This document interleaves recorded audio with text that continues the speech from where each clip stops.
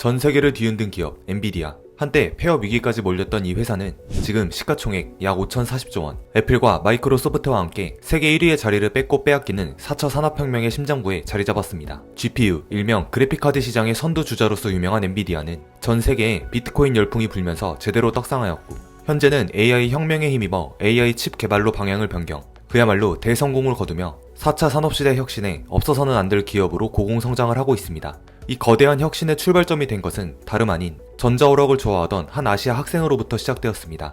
대만의 평범한 중산층 가정에서 태어나 그야말로 위대한 아메리칸 드림을 이룩한 이 사람, 스티브 잡스가 검정티에 청바지를 고집했다면 그는 1년 365일 톰 포드 가죽 자켓만을 고집하며 강렬한 쇼맨십을 보여주기도 하는데요. 현재 전 세계에서 가장 주목받는 글로벌 CEO, 바로 젠슨 황입니다. 1963년 2월 17일 대만 타이난시에서 태어난 젠슨 황은 에어컨 제조업체 캐리어에서 엔지니어로 일하던 아버지와 영어 교사였던 어머니 사이에서 자랐습니다. 그는 비교적 평범한 어린 시절을 보냈지만 어머니의 열정적인 교육열 덕분에 어린 시절부터 학구적인 분위기 속에서 자랄 수밖에 없었습니다. 젠슨 황의 가족들은 아버지의 직장 발령으로 태국에서 거주하기도 했는데, 이 시기 그의 아버지는 연수차 미국에 들렀다가 온갖 선진 문화로 가득한 미국의 위대함에 감동하여 자신의 아들들이 꼭 미국에서 공부했으면 좋겠다는 생각을 가지게 됩니다. 그러던 중 1973년 태국에서 민주화운동이 일어났고, 젠슨 황의 가족들은 안전을 위해 태국을 떠나야만 했습니다. 다행히도 젠슨 황의 삼촌이 이미 미국에서 살고 있었고, 예전부터 아메리칸 드림을 꿈꾸던 그의 아버지 덕분에 젠슨 황과 그의 형은 미국 켄터키주에 있는 삼촌 집으로 이민을 갈 수 있었는데요. 이때 그의 나이 불과 9살이었습니다. 가정 형편이 넉넉하지 않은 상황에서 쫓기듯 미국에 정착한 젠슨 황은 비교적 학비가 저렴한 침례고 기숙학교에 들어가게 되었는데, 말이 기숙학교지 일반 학교에서 적응하지 못하는 양아치들과 각종 사고를 쳐서 학교에서 쫓겨난 문제아들만 받아주는 사실상 소년원과 같은 질이 낮은 학교였습니다.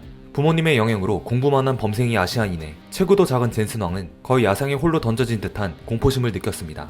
인종차별은 당연하고 잭나이프로 괴롭힘을 당하는 것이 일상이었던 젠슨 황은 이 무시무시한 학교에서 자신만의 방식으로 살아남기로 결심합니다. 그는 모든 학생이 꺼려하는 화장실 청소를 자발적으로 도맡아 학생들에게 신뢰를 얻었고, 전과가 있을 정도로 양아치였던 룸메이트의 과제를 대신해주고 공부를 알려주면서 학교에 적응해갑니다. 훗날 젠슨 황은 이 시기를 회상하며 나에게 인내를 가르쳐준 학교였다 라고 고마워하며 $200만 기부금을 내기도 하였습니다. 이후 젠슨 황은 다시 오리건주에 있는 일반 공립학교로 전학을 갔는데, 특히 수학과 과학에 특출난 재능을 보유하여 16세의 어린 나이에 고등학교를 조기 졸업하였습니다. 고등학교 졸업 후에는 오리건 주립대학 전기공학 학사를 졸업하고 스탠포드 대학원 박사과정까지 마치는 등 젠슨 황은 아버지의 기대대로 성공한 아시아 이민자의 길을 걷고 있었죠. 이 시기 젠슨 황은 같은 대학교 동문인 로리 밀스라는 여성과 만나 결혼까지 합니다. 1984년 대학교를 졸업한 젠슨 황은 훗날 자신이 세운 회사 엔비디아의 영원한 라이벌이 될 AMD라는 회사에 입사하여 첫 사회생활을 시작하는데요. 그는 AMD에서 마이크로 프로세서 설계를 담당하는 엔지니어로 근무하며 실력을 쌓았고, 1년 뒤에는 LSI 로직이라는 회사로 이직하게 되는데, 이곳에서 그는 인생의 큰 전환점을 맞게 됩니다. 그가 이직한 LSI 로직이라는 회사는 반도체를 주문한 회사에 맞게 맞춤형 반도체를 설계해주는 일을 주로 했는데, 여기서 젠슨 황이 맡은 회사가 선 마이크로 시스템즈였습니다. 그는 선 마이크로 시스템즈의 관계자들과 만나 요청에 맞게 반도체를 설계해 주었는데, 이 관계자들 중 훗날 함께 엔비디아를 공동 창업하게 될 동료 크리스 말라코프스키와 커티스 프리엠을 만나게 됩니다. 두 사람은 이전부터 자사인 선 마이크로 시스템즈의 경영진에 불만을 품고 있었는데, 젠슨 황과 같이 협업하면서 젠슨 황이 뛰어난 엔지니어라는 것을 발견하게 됩니다. 한편 젠슨 황은 AMD와 LSI 로직에서 근무하며 컴퓨터 그래픽 시장의 미래에 대한 생각을 하고 있었는데요. 1990년대 초반에는 영화 터미네이터 2, 주라기 공원 등 3D 컴퓨터 그래픽 기술이 막 태동하던 시기였기 때문이죠. 또한 개인용 컴퓨터가 빠른 속도로 보급되던 시기였기 때문에 덩달아 PC 게임 시장도 활성화되고 있는 시점이었습니다. 어린 시절 혼자 지내는 시간이 많았던 젠슨 황은 비디오 게임에도 푹 빠져 지낸 적이 있었고, 이러한 경험들로 인해 앞으로 대중화될 개인용 컴퓨터와 게임에는 3D 그래픽 기술이 반드시 필요할 것이라고 확신했습니다. 크리스 말라코프스키와 커티스 프리엠 두 사람도 오랜 시간 컴퓨터 엔지니어로 일했기 때문에 젠슨 황과 비슷한 생각을 가지고 있었는데요. 그렇게 뜻이 통한 세 사람은 데니스라는 식당 구석 자리에서 매일 열띤 회의를 가지며 그들의 꿈을 펼칠 회사를 창업하기로 결심하였고, 마침내 1993년 4월 5일 은행으로부터 대출받은 $40,000 자본금을 바탕으로 회사를 설립합니다. 그래픽 시장에 으뜸가는 회사로 성장하겠다며 야심차게 창업한 세 사람이지만 은행 대출금만으로 버티기엔 초기 자본금이 부족했습니다. 그때 젠슨 황이 근무했던 LSI 로직의 CEO 윌프 코리건이 도움의 손길을 내밀었습니다. 윌프는 평소에 젠슨 황의 능력과 열정을 높이 평가하고 있었고, 이러한 인재가 창업한 회사라면 반드시 성공할 것이라고 생각하고 있었죠. 따라서 그는 자신의 지인인 돈 발렌타인에게 젠슨 황을 소개해 주었는데요. 돈 발렌타인이라는 사람은 세콰이어 캐피털이라는 벤처 투자 기업의 최고 투자 책임자이자 창업자로서 애플, 구글, 페이팔, 에어비앤비 등 현재 세계 최고의 기업으로 성장한 이 회사들이 창업할 때 초기 투자를 했던 전설적인 투자자였습니다. 업계의 거물을 소개받은 젠슨 왕은 엄청난 중압감과 부담감 때문에 어버버대며 투자 프레젠테이션을 망쳐버렸지만 돈 발렌타인은 사업의 미래성 그리고 젠슨 왕의 열정 하나만을 보고 $200만 달러의 투자금을 지원해줍니다. 그리고 돈 발렌타인은 젠슨 왕에게 이 돈을 잃으면 널 죽일 거다 라는 살벌한 말을 꺼내기도 했죠. 그렇게 거액의 자본금도 확보했겠다. 이제 본격적으로 회사를 운영하기 위해 회사 명이 필요했습니다. 어떤 신박한 이름이 있을까 고민하던 세 사람은 개발자의 정체성에서 착안하여 당시 주로 쓰이던 파일명 NV라는 단어에 꽂히게 됩니다. NV는 말 그대로 넥스트 버전의 약자였는데요. 늘 새로운 버전을 만들겠다는 의미였죠. 그리고 이 NV가 들어가는 단어가 뭐가 있을까 열심히 사전을 뒤지던 도중 N비전이라는 이름을 착안하지만 이 사명은 이미 어떤 화장지 회사가 사용하고 있었기 때문에 폐기해야만 했습니다. 다시 고심 끝에 세 사람은 부러움을 뜻하는 라틴어 인비디아에서 앞글자 I만 제거한 엔비디아를 최종 사명으로 정했습니다. 훗날 전세계 시가총액 1위를 찍게 되는 거대 기업 엔비디아의 탄생이었죠. 게임용 그래픽카드 칩 개발을 주력으로 내세운 엔비디아는 첫 번째 그래픽 칩 제품인 NV1을 출시하였습니다. NV1은 사실상 무주공산이나 다름없었던 3D 그래픽 기술에서 사각형 프리마티브를 채택하여 3D 출력을 구현하게끔 설계가 되어 있었는데요. 성능이 딱히 차별화되지 않았는데도 가격은 비싸서 잘 팔리지 않은 제품이었습니다. 한마디로 실패작이었죠. 그러나 엔비디아는 소닉으로 유명한 게임회사 세가와 그래픽 칩 계약을 따내는 데 성공하였고 세가에서 새로 개발하는 게임기 드림캐스트에 들어갈 MV2 개발에 착수하는 등 순조롭게 순항하고 있었습니다. 하지만 3D 그래픽 시장의 잠재성은 당연히 업계 관계자 모두 인지하고 있었고 전 세계 PC 소프트웨어 시장을 꽉 잡고 있던 마이크로소프트도 이 시장에 뛰어들게 됩니다. 문제는 마이크로소프트가 다이렉트 3D 플랫폼을 도입하는 과정에서 사각형 요소가 아닌 삼각형 요소로 구현된 그래픽 칩만 허용되도록 했다는 것입니다. 즉 이미 소프트웨어 시장을 꽉 잡고 있는 마이크로소프트가 삼각형 요소의 3D 그래픽 칩을 표준으로 정해버리면서 기존의 사각형 요소로 그래픽 칩을 개발했던 엔비디아는 낙동강 오리알 신세가 되어버린 것입니다. 세가와의 계약은 이미 체결했는데 도태된 기술로 그래픽 칩을 개발하고 있는 엔비디아는 이러나 저러나 망할 수밖에 없는 결과를 맞이하고 맙니다. 결국 젠슨 왕은 배수의 진을 친다는 심정으로 세가의 회장 이리마즈리 수이치로를 찾아가 얼토당토 않는 부탁을 하게 되는데 상황이 이러하니 개발을 마칠 수 없습니다. 그러나 세가와 계약한 투자금은 그대로 주실 수 있습니까? 그 투자금이 없으면 저희 회사는 망합니다 라고 말합니다. 당돌한 건지 무례한 건지 참으로 어이없는 젠슨 왕의 제언이었지만 이리마즈리 회장은 젠슨 왕의 간절한 눈빛과 엔비디아의 잠재력을 믿고 그의 부탁을 들어줍니다. 이 말도 안 되는 거래가 성사되면서 엔비디아는 세가로부터 $500만 달러의 투자금을 지원받을 수 있게 되었고 덕분에 약 6개월간 회사를 운영할 수 있는 자금을 확보하게 됩니다. 젠슨 왕은 이때 당시의 은혜를 평생 기억하고 있는데 일례로 2017년 이리마지리가 이제는 거물 CEO가 된 젠슨 왕에게 조심스레 AI 관련 세미나에 축하 영상을 보내줄 수 있냐는 메일을 보낸 적이 있는데 여기에 대해 젠슨 왕은 아예 직접 참석하겠다고 답장한 적이 있다고 합니다. 다시 본론으로 돌아와 생명 연장에 성공한 젠슨 왕은 회사의 운명을 걸고 비상 경영체제에 돌입했습니다. 그는 당시 약 100명 정도 근무하고 있던 엔비디아의 직원 절반 이상을 정리하였고 마이크로소프트가 정한 3D 표준 그래픽 칩, 즉 삼각형 요소의 그래픽 칩 개발에 사활을 걸게 됩니다. 또한 설계한 칩을 컴퓨터상에서 구현할 수 있는 에뮬레이션이라는 새로운 기술을 도입하여 평균적으로 2년이나 걸리는 신제품 개발에 단 6개월로 줄일 수 있게 되는 행운까지 겹친 엔비디아는 리바 128이라는 신제품을 출시하였고 이 그래픽 칩은 대성공을 거두어 출시한 지 4개월 만에 100만 대가 팔렸습니다. 이 제품은 파산 직전에 몰렸던 엔비디아를 다시 일어설 수 있게 해준 엔비디아의 효자 제품으로 막 리바 128이 출시된 시점에 엔비디아는 직원이 겨우 40명 남짓에 딱 한 달 정도의 월급을 지급할 정도로 극심한 재정난에 시달리고 있었습니다. 그야말로 벼랑 끝에서 살아난 셈이죠.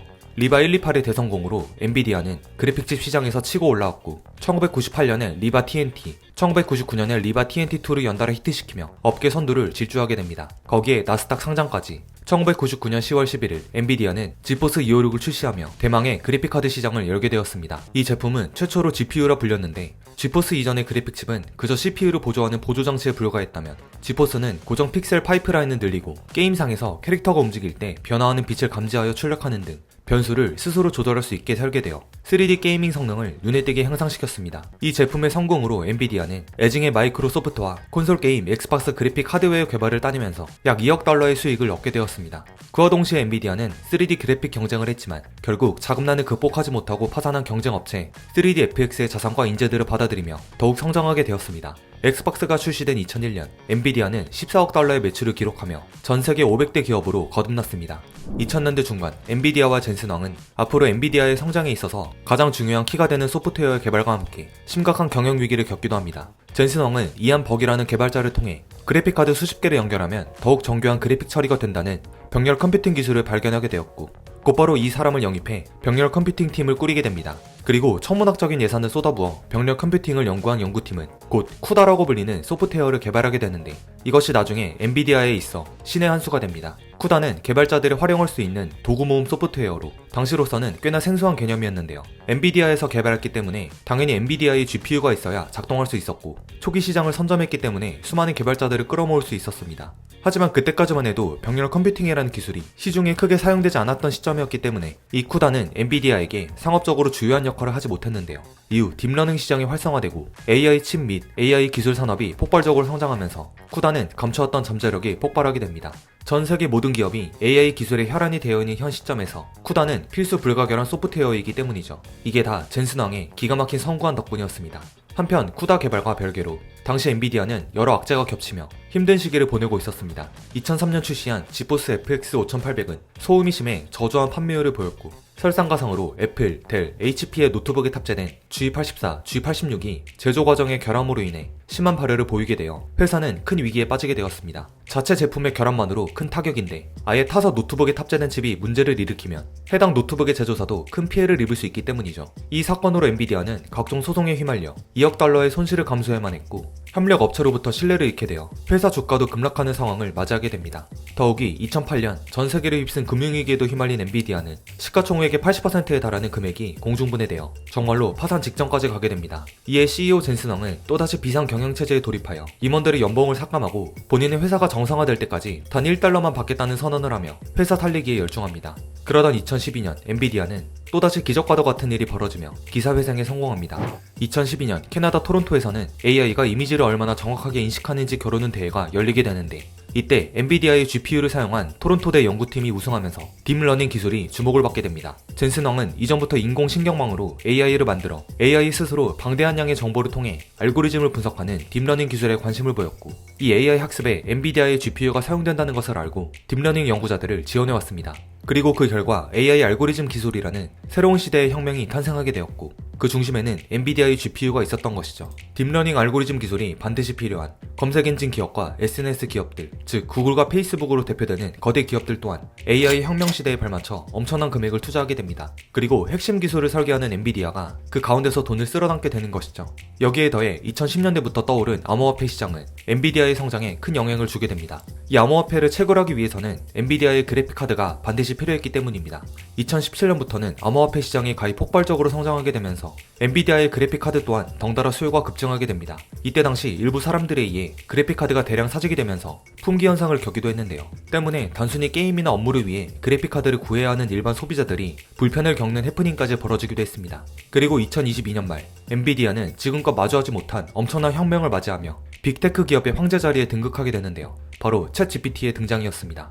오픈 AI에서 개발한 대화형 인공지능 서비스인 챗GPT는 진정으로 대중들에게 AI 시대가 열렸음을 알리는 혁신의 아이콘인데요. 이 챗GPT를 훈련하는 데 쓰인 GPU가 바로 엔비디아의 V100이라는 것이 알려지면서 엔비디아는 AI 시대를 이끄는 선두 기업으로 다시 한번 각광받게 됩니다. 이와 관련돼서 마이크로소프트가 오픈 AI에 대규모 투자를 진행하며 덩달아 AI 관련 주식이 급성장하게 되었고, 가장 큰 수혜를 입은 기업은 단연 엔비디아였죠. 엔비디아는 이러한 고공행진에 힘입어 인텔과 삼성전자를 제치고 2023년 연간 반도체 기업 매출 1위를 달성하였고, 2024년 6월에는 시가총액 3조 3천억 달러라는 어마어마한 수치로 1위였던 마이크로소프트를 제치고 전세계 시가총액 1위 기업을 달성하는 기염을 토했습니다. 평범한 대만 출신 이민자 젠슨 황으로부터 시작한 작은 씨앗이 세계 1위라는 업적을 달성하는 어마어마한 순간이었죠.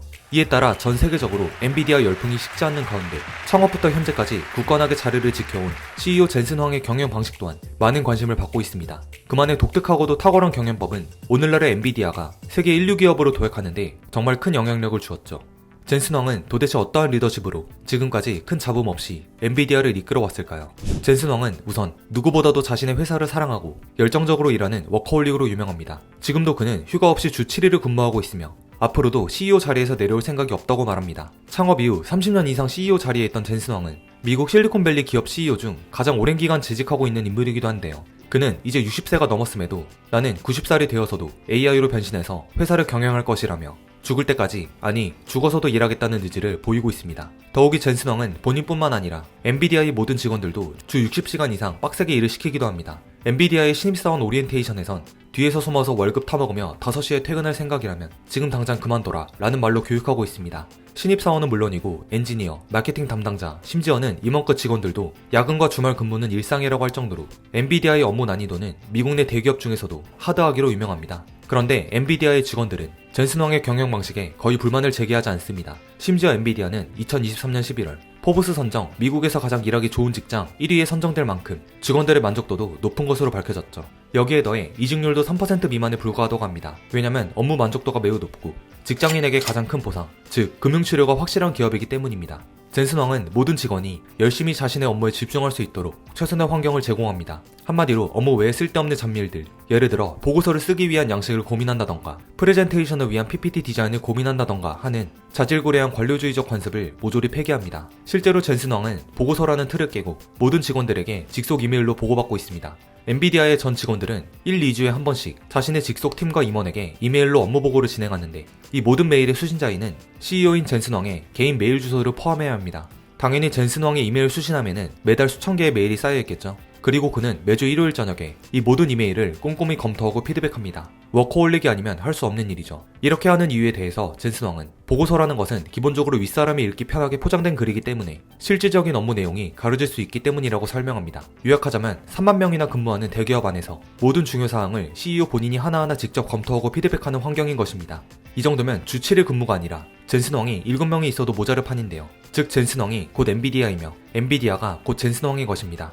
덕분에 엔비디아는 직장인들이 가장 스트레스 받는 직장 내 정치질이 거의 없는 회사로 유명합니다. 모든 보고가 CEO 직통으로 연결되니 직속 상사에게 잘 보일 필요도 없고 오직 자신이 맡은 일만 잘하면 되기 때문입니다. 그러나 여기서 중요한 것은 모든 업무는 회사의 발전에 포커스를 둬야 한다는 것입니다. 즉 자기 할 일만 하고 타 부서의 부진에 나몰라라 하는 것이 아닌 부족한 부분을 서로 이끌어주며 다같이 엔비디아의 발전을 위해 일해야 한다는 점입니다. 이에 대해 젠슨 왕은 우리는 함께 일합니다. 아무도 혼자 패배하지 않습니다. 라고 얘기하며 대기업 엔비디아의 내부 단합을 강조하고 있습니다. 또한 젠슨 왕은 가족과 의리를 정말 중요시하게 여기는 CEO입니다. 엔비디아 창업 초기 망할 뻔한 회사를 살려줬던 세가 이리마즈로 쇼이치로 회장과의 일화에서 알 수 있듯이 자신과 엔비디아에 도움을 주는 애는 반드시 보답하며 창업 초기부터 산전수전 다 겪어온 동료들도 본인들이 직접 재벌로 나가지 않는 이상 끝까지 책임지죠. 가족에 대한 가치를 상당히 중요하게 여기며 어마어마한 업무량 때문에 집에 있는 반려견 밥 줄 시간이 없다는 한 직원의 건의에 반려견도 가족이다 라고 수용하며 홀로 반려견을 키우는 직원들이 있다면 회사에 데리고 와서 일해도 좋다고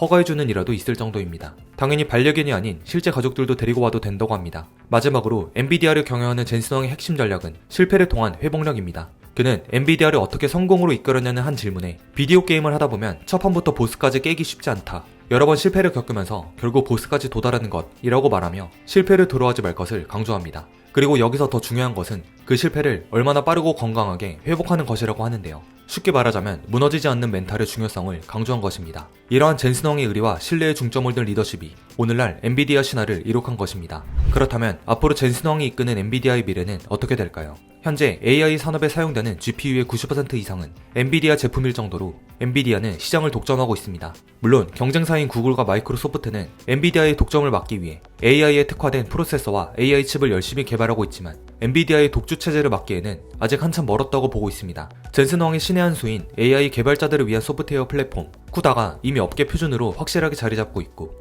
2019년에는 컴퓨터 네트워킹 공급업체 멜라녹스를 인수한 덕분에 엔비디아는 경쟁사들이 감히 따라올 수조차 없을 정도로 고효율의 GPU 네트워크를 구축했기 때문이죠. 뿐만 아니라 젠슨 왕의 비전 아래 엔비디아는 AI뿐만 아니라 자율주행, 메타버스, 퀀텀 컴퓨팅 등 미래 산업의 모든 핵심을 장악할 준비를 하고 있습니다. 그야말로 엔비디아는 현 시대의 황제로 군림하고 있는 상황입니다. 과연 젠슨 왕의 엔비디아는 어디까지 성장할 수 있을까요? 또한 젠슨 왕은 새로운 위기를 어떻게 극복해 나갈까요? 오늘의 영상은 여기까지입니다.